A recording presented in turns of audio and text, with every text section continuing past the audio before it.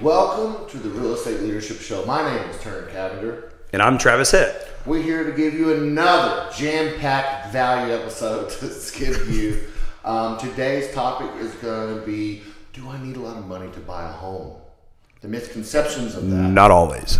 No, not always. But let's dive deep into that. But before we do, actually, I'd like to ask you to do something for us. If you see any value from our past podcasts or any videos that we've done on social media, we would love it if you could give back to us by helping the algorithm of showing other people this value we're giving you. So share, like, and really just subscribe if you're watching this on YouTube, and share our social media posts. That really a lot of our content comes from this. So if you could please do that. Sorry for stuttering. If you could please do that, that would mean a lot to us, and that would mean a lot to other people out there that are in the real estate journey. Travis, take it away with the topic today. Do you need a lot of money to buy a home? Yeah, it's a great question. And I feel like there's a lot of avenues that you can get to the answer. And the answer a lot of times is no. It's a big blanket question because it really just depends on what you're buying, where you're buying, how qualified you are. But really what we want to get out of this is to put out there that you don't always need a lot of money to buy a home. And I know a lot of my friends, especially at a younger age, when you're in your 20s, your early 30s, a lot of people don't have $50, $70, $90, $100,000 to put down. If you do, phenomenal. But let's be honest, a lot of people just don't. And so what they do is they don't try to buy, and they continue renting. And before they know it, if you look back at your finances, you've spent $100,000 on rent. Easily, just over a 3-4. You're thinking about the interest rate. Well, guess what? Rent is 100% interest. 100%. So think about compounding your wealth. What's that mean? If you buy a home, you're going to be compounding your wealth every single month, every single year. Sorry, not month. I mean, technically, it's 12 months in a year, so every single month it builds up. Thanks for saving me there. There's lots of different programs. Travis here is very knowledgeable in it, but we have lenders out there that we prefer, we can get you in touch with to make that roadmap, whether you need to do things to prepare yourself to buy a home in the future and set yourself up for not paying that 100% interest. Yeah. No matter what the interest rate is when you're looking at buying. So you want to talk about some of those, programs out there? Yeah. One of the biggest ones is if you're a first-time home buyer, they have first-time home buyer programs. Yes, they're government programs, but just because it's a government program with housing does not mean it's a negative program. There's in my opinion, there's a big negative connotation on government programs. Do I love everything about the government? Hard no. Do I love a lot of things and programs they have out there for home buyers? Yes, I actually really do, because housing is one of the biggest things that stimulates our economy. And so they do a very good job at helping people be able to purchase a home, especially if you're a first-time home buyer. It doesn't have to just be first-time home buyer. But I have clients that end up at closing having to pay less than $10,000. Not always the case, but it does happen. But if somebody has $15,000, $20,000, $10,000, there's still a real possibility that they can buy a home, because most of the programs, basically the way it works is the government is going to give you the loan, the back-end investor, but they will also give you money for your closing costs and your down payment. There's always a return for them on this. They're not selfish, they're not angry or greedy, but anytime you borrow money, typically you're going to have to pay interest on that money. Yeah. So what they do is they give you that money to be able to purchase a home, and they raise your interest rate a little bit. So I understand people say, well, I don't want a higher payment, I don't want a higher interest rate.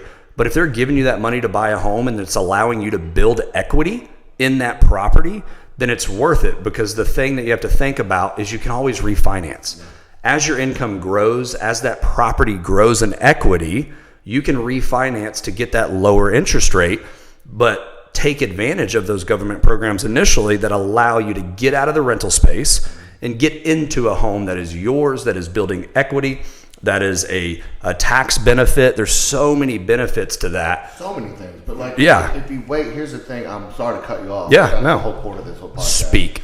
Yeah. It's that if you do wait, the value of that home is going to be higher. Okay, so even if the interest rate drops a little bit where you think that you're comfortable with purchasing, you're still going to have a higher payment because the value of the home is higher, because the loan you got on the home, you have to pay a percentage of that actual new, where you could have got into it a year or two earlier where it's cheaper, and then you could have refinanced if the rate dropped. Okay, so there's lots of ways you need to really educate yourself when it comes to your real estate journey. Now, there's lots of other programs that he's about to touch on, but I really want you to think about that as we go on in this conversation. The longer you wait, the more you're going to spend regardless. It is what it is, and that unless you go somewhere to where it's drastically declining, but that's not where we live, and that's not where most people live in our country right now. Right. People are coming here. People have to have a place to live, so things are going to grow in equity and natural inflation by itself. Yeah, now, if it's your first, there's lots of ways to think of it this way. If you buy a home, maybe that's not your forever home, okay? But you built equity into it, and therefore the next home you could upgrade into your next one. I know my in-laws did that. My parents did that. I mean, by the way, when my parents had their interest rate, it was 16% when they bought their first home. So, but obviously, when they bought, 25 years ago, it was a $100,000 home, and a home now is like $350,000. Yeah. And we didn't live in the best area, but it still went up in value. So, there's things you have to think about. There's always this. You got to think about. What's another program that people could use? A lot of people don't understand that sellers can pay your closing costs. So a lot of buyers say, hey, Trav, I have enough for a down payment, but I know there's closing costs wrapped into whenever you have to buy a home, and that has to be at closing in cash, not cash, check or wire, but cash to close. So with the Texas contract, as a buyer's agent, we are allowed and able to ask the seller. It's called a seller concession. Paragraph 12 on the contract. Yes, good job. Thanks. Yeah. The seller can give the buyer money to go towards their closing costs. It can go towards closing costs. It can go to buying down your points for your interest rate. There's a lot of different things you can use that money for that will eliminate a lot of your cash to close. And it's basically free money. I mean, not basically, it is. It's not cash in your hand, but I explain to my buyers like this. If your closing costs are $8,000 and we can get you an $8,000 seller concession on that contract, well, now that $8,000 is wiped away. So they don't give you cash in your hand, but it's money you would already have to bring to the table. You no longer have to bring because the seller says, hey, I want to sell you my home and I'm still making a good enough profit. I'm willing to give you that $8,000 to get this home sold. So then your cash to close is a lot less than what you expected. If you don't have the education and you don't know this, then no fault to you. But that's why we do these shows, is there's a lot of things on the Texas contract that we can manipulate and we can work. I don't like the word manipulate, but we can work. It's within the rights of the contract to help our buyers be able to afford something that from just the normal outlook, you would think you can't afford it. It's not true. But in the last podcast we did, we said ask questions. Same thing with buyers. I tell buyers all the time, if you think you may potentially even be able to buy a home, or you think you may potentially not be able to, reach out to us, reach out to your realtor in your area that you trust, and ask the questions. Don't just walk on willy-nilly without knowing the answer, because there's a large chance that you could have purchased. There's things that lenders can do as well with credits and buy downs and be able to get you into that property. There's a lot of stuff that your average person just does not know, and I don't fault them for that because that's our job. Yeah.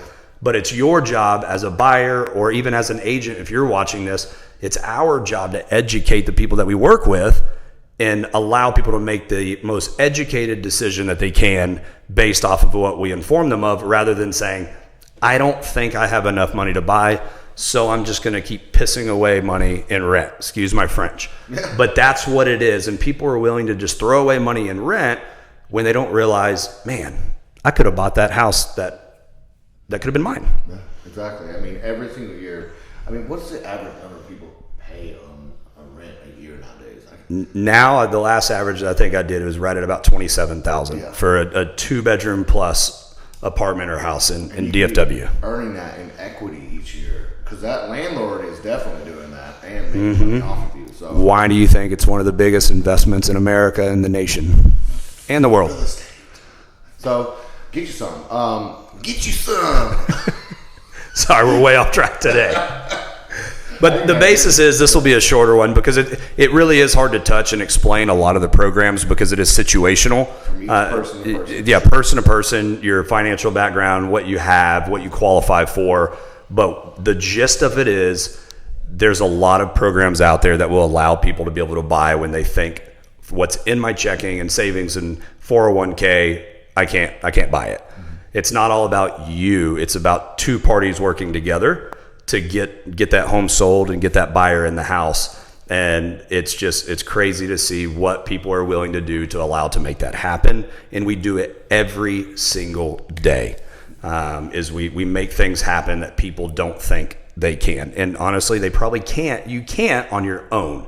That's why you work with professionals that can help guide you, help advise you with what you do. That's why I hire a CPA. I'm so pumped I got my tax return back last night, and I owe money, and I am happy to pay it because I never used a CPA before like a dum-dum, and they're saving me a ton of money. Oh, yeah. Well, I tried to do it on my own, and guess what? I wasted a ton of money.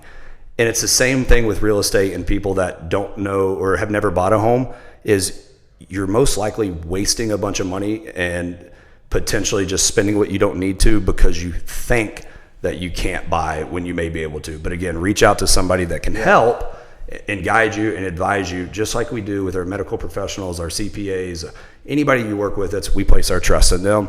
Do the same. Place your trust in somebody that truly wants to help you. Exactly. And if you would like to place some trust in us, that's why we provide this value. If you'd like to trust in us, but we would love to give you and provide you, value in that. If you're an agent, an aspiring agent out there, and you would like to learn more about what we could do to provide you value, so you could give value to your friends and family and your clients, please reach out, comment down below, share this video, and we look forward to having you next time on our next episode. And when you think about real estate leadership.